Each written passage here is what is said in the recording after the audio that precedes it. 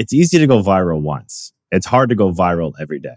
That's what I have to do. I have to go viral every single day in order to sustain this job. When I realized that, I was like, oh, this is crazy.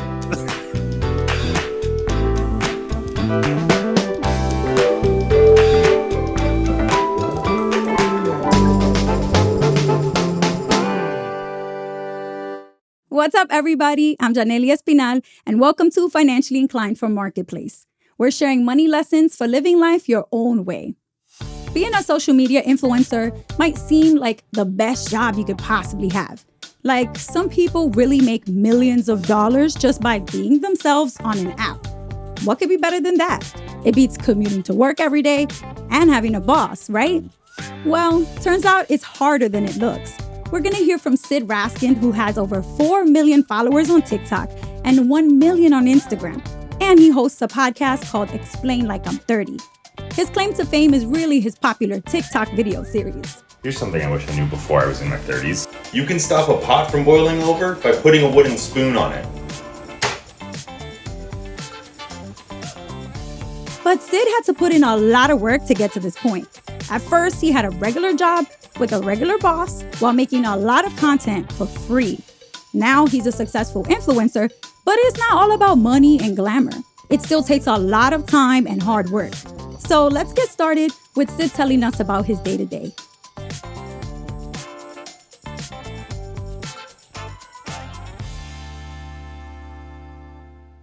My day-to-day is basically answering emails, recording videos, delivering assets. I go live once a week. I have a podcast. I'm working on another project, and I have a web series that I have to go and produce for that. How much money did you make at the start making videos at the beginning versus now? But when I first started making money on YouTube, I made $5 on AdSense, and I thought that was crazy. Hey, money. Money. Right? That might have been 2010.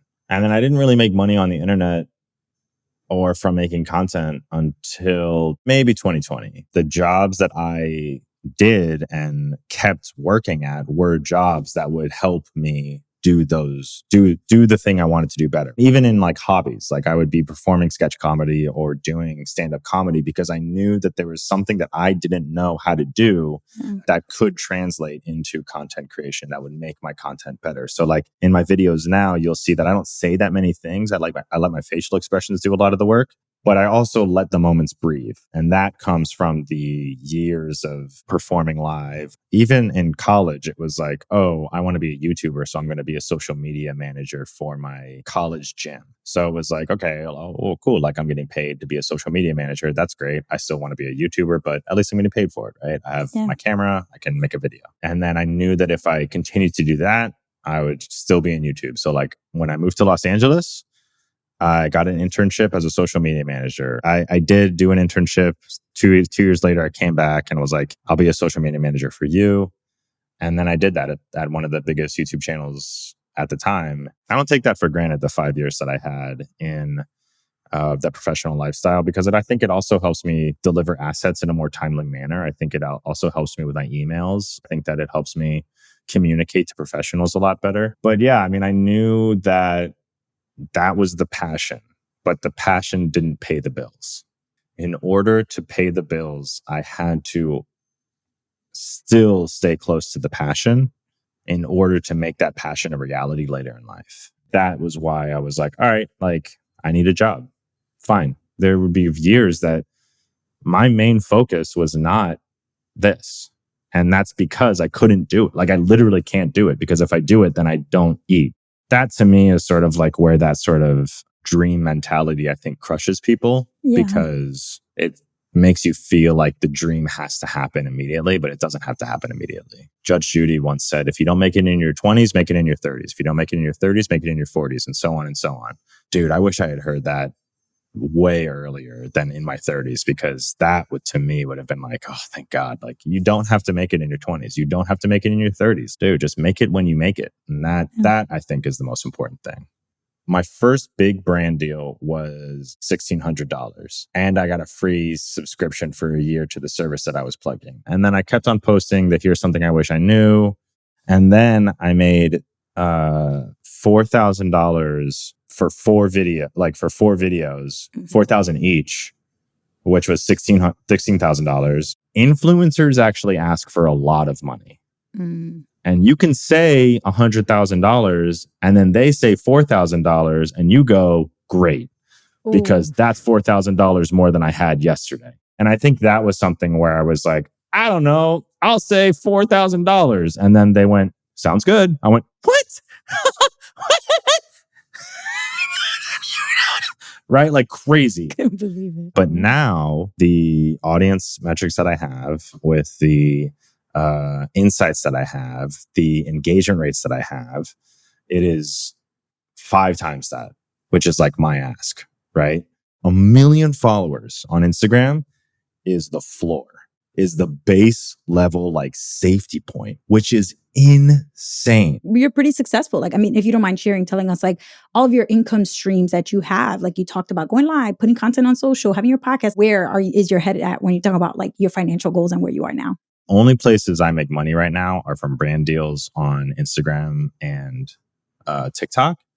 And last year was literally the best year I've ever had. And that was That's awesome. $400,000. Oof, that's for 2022. That was 2022, which is like, what does that number even mean? That sounds like a lot of money. At the same time, I had to join a union to get healthcare. I wouldn't have healthcare. I wouldn't have a pension plan or retirement plan if I wasn't in that union. I found out what a high yield savings account was. I found out, yeah, right. I found out what a Roth IRA is. I found out what a traditional IRA is. All of this money is cool, but the reason you don't see me driving a Lamborghini is because like I actually just like pay my retirement plan, right? Or I put like a lot of it into savings because like I have no idea if this is going to last. And I think that comes with age too. I know that I can't spend foolishly because like if I did spend foolishly, then I would just be as broke as I was 2 years ago. So that's a big part of it. Yeah. I mean, and not to mention taxes. People don't really talk about the taxes. Taxes is a huge thing. Huge oh thing. my gosh. When you see that like you owe the IRS $16,000 every 3 months, whoa, that's a lot of money. Right. And you're just supposed to hang on to that. That's a big thing I save for. Yeah. Right. Because I put so much of it away, or I make sure that like my mortgage is paid. I make sure that my taxes are paid, all of that stuff. So if I pay $16,000 a quarter, 16,000 times 4, so like that is also what I have to pay, right? So really take home was half that, maybe more than half that. I see it more like, oh, I guess I made it this past year and I'm going to work 3 times as hard in order to keep that base level and then also turn up. If I'm being completely honest, my goal is $1 million. And once I reach that, unfortunately, I'm going to have to double it, right? So like, oh my goodness. Right. No, I'm serious. Like that's like the craziness that is me. I'm very lucky and I'm very happy. And I cannot believe that this is a reality that I live in. Like that base level of success has now afforded me the opportunity to now go into YouTube, now go into these other ventures, knowing that I'm okay for right now, because now I need to sort of find those different revenue streams so that in case the $400,000 just drops, which it can tomorrow, then I have other projects that I have been working on for a while that are also revenue generators. That's where the burnout comes from, I think. It's not necessarily making something every day, which is a lot. It isn't necessarily working with brands every day for videos that people aren't going to see for 3 months, which is also a lot. Yeah. It's taking on those extra projects so that, you can live a less anxious life. But now that I'm saying it out loud, I still live that anxious life. So it's hard to say. Yeah. It's like you got to always have something cooking. Always. I read online that President of the United States makes about $400,000 a year. So really? I mean, yeah. I mean, it's like, you know what I mean? Like, thank you for your service. But like, it is what it is. Yeah. It's so clear to me how much work you have put in to get to where you are. And I know that a lot of people will look at you, sit and just be like, they just see an overnight success. No, definitely not. One thing that I always say is like, it's easy to go viral once. It's hard to go viral every day. That's what I have to do. I have to go viral every single day in order to sustain this job. When I realized that, I was like, oh, this is crazy. Do you know when you're creating videos that it's going to go viral, or is it completely random? I mean, I know that once I have a formula now that I can maybe like game it a little bit better. But at the beginning, no, you don't know what's going to go viral. You don't know what's going to strike a chord. The reason I think I started to go viral was because I was a 30-something-year-old white dude admitting I didn't know something. And I'm like, yo, y'all just ever think about can openers before? And everyone's like, dude, me too. Right? It's relatable. There's relatability. Yeah, there. it's very relatable, right? Yeah. It like just breaks down that barrier wall of like, listen, I'm not gonna make you feel bad. I'm in this with you. So a study actually recently asked 1,000 teens what they want to do. Do they want, like, career-wise? And 60% of them said they don't want a quote-unquote regular job. They want to be entrepreneurs, and most of them said social media. It's interesting because I think influencers don't talk a lot about that, and so what happens is it ends up getting glamorized, like, oh, anybody can become an influencer, and it happens overnight. You just go viral. So I'm just wondering what you think about that, and your thoughts on that study. I mean, listen, same, but I'm 34 and I've been doing it since I was in high school. I will not stop you from saying you want to be an influencer or you want to be an entrepreneur. That's great. But boy, howdy, does it take a lot of learning. You have to sort of just learn it by doing it. And I think that in that comes with a lot of like facing self and facing failures and facing misunderstandings with other people that you love and care about. So if you do want to be an influencer, if you do want to be an entrepreneur, you have to know that it's hard. And society is not set up for you to actually succeed at that. People don't tell you where to find this information. You just have to somehow find it. And thank God for, the overall flattening of information that's been happening. But even then, people ask you to pay for a course. Even then, you have to know the right keywords to find the information. Yeah, I mean, there's no school for influencer. There just isn't. Maybe I should open one. Actually. I mean, listen, it's a brilliant idea with so many young people being so eager to become influencers. Like, hey. Wow. All right. Thank you, Financially Inclined. Okay. So then what would you say it would take for somebody who's listening that is like, I want to do this? What would you say it would take for them to be successful at becoming an influencer or a content creator? Maybe top couple bullet points. The first bullet point is just upload it. It doesn't matter. That's it. That's it. Second one would be make sure that you always have like another source of revenue and income so that you can feed that hobby and that love, right? While also still paying your bills. Bills might come first, and that's okay. And then the third one is just be okay with failures. I think that consistency of failure leads to 2 more people seeing it. And if 2 more people see it, then 2 more people see it, and 2 more people see it. And that is where the real audience growth comes from. It's okay if you're not an overnight success. Stay passionate. It's just so important to do that.